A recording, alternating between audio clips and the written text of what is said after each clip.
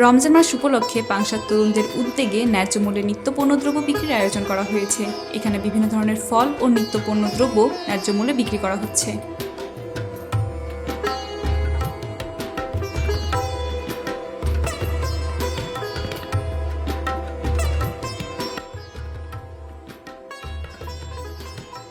এই সম্পর্কে আর কি বলবো, মানে এরকম তো আগে কখনো দেখি নাই। ঠিক আছে, না পাংখাতে এরকম আগে কখনো দেখি নাই।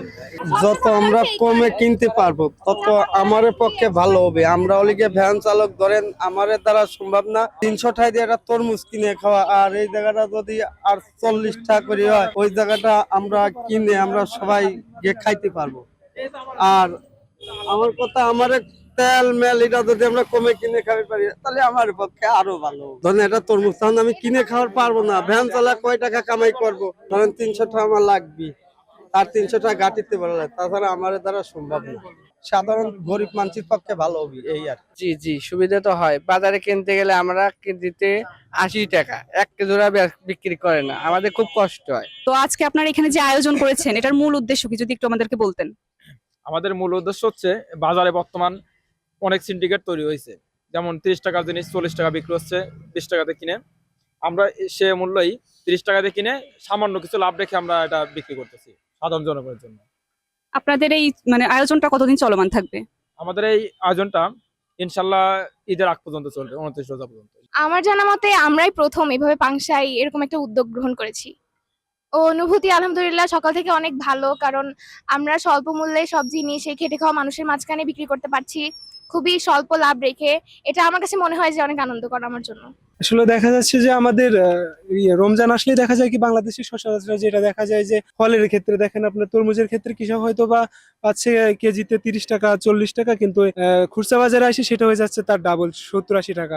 এরকম শুধু তরমুজ না, সব ক্ষেত্রে এরকম দেখা যাচ্ছে। তো যেহেতু বসেই থাকি রমজানে, আমরা তেমন কোনো কাজ থাকে না, তো যদি আমরা এরকম একটা উদ্যোগ নিতে পারি যে যতটা আমরা কিনতে পারি তার থেকে সামান্য কিছু লাভে যাতে আমাদের খরচ বাদে সামান্য কিছু আয় থাকে, এটা করলে দেখা যাবে কি আপনার সব শ্রেণীর মানুষ আমাদের সব রকমের চাহিদা আমরা টুকটাক পূরণ করতে পারবো। যেমন অনেকে আছে যে টাকার জন্য অনেকে দেখা যায় একটা তরমুজ কিনতে পারে না বেশি দামের কারণে, সেক্ষেত্রে দেখা যায় কি আমরা যেহেতু স্বল্প মূল্যে দিচ্ছি সেক্ষেত্রে সে সহজেই কিনতে পারবে। শুধু তরমুজ না, সব ক্ষেত্রে আমরা কলা বলেন বা আনারস বলেন বা খেজুর বলেন সবকিছুতেই আমরা এরকম করতেছি। আমার মনে হয় যে এতে করে সব শ্রেণীর মানুষই আর কি কম বেশি উপকৃত হবে, আর সিন্ডিকেটটা অন্তত ভেঙে যাবে। যদি আমরা এখানে কম দামে বিক্রি করি, পাশে কিন্তু বাইরে বেশি দামে বিক্রি করতে পারবে না, সেক্ষেত্রে কিন্তু বাজারটা কিছু হলেও কমে আসবে।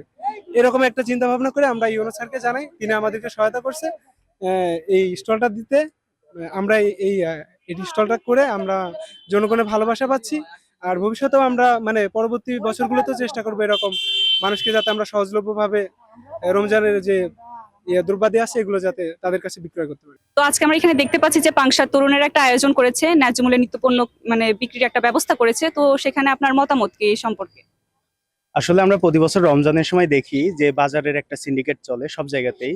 গত বছর যেমন 100 টাকা কেজিতেও তরমুজ গিয়েছে। তো আমরা ওইটার পরিপ্রেক্ষিতে আগে থেকে আমাদের একটা চিন্তা ভাবনা এরকম ছিল যে আমরা যদি রমজানে এই সমস্ত মানুষের জন্য যদি স্বল্প মূল্যে একটা আয়োজন করতে পারতাম। আমাদের উপজেলা প্রশাসন, আমাদের বর্তমান উপজেলা নির্বাহী কর্মকর্তা এস এম আবু দারুদা স্যারের সাথে আলোচনা করি।